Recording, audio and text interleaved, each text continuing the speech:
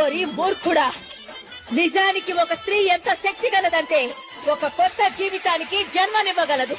జన్మనివ్వగలిగిన వారి కంటే ఎక్కువ శక్తివంతులు ఈ లోకంలో ఎవరూ లేరు. అలాగే స్త్రీలు దుర్బలులు అనుకుని వారిపై తన శక్తులు దురుపయోగం చేసినా, స్త్రీని అణచివేయాలనుకున్నా నేను జగదాంబ రూపంలో అవతారం ఎత్తి వారిని సంహరిస్తాను. అమ్మా భవాని లోకాలని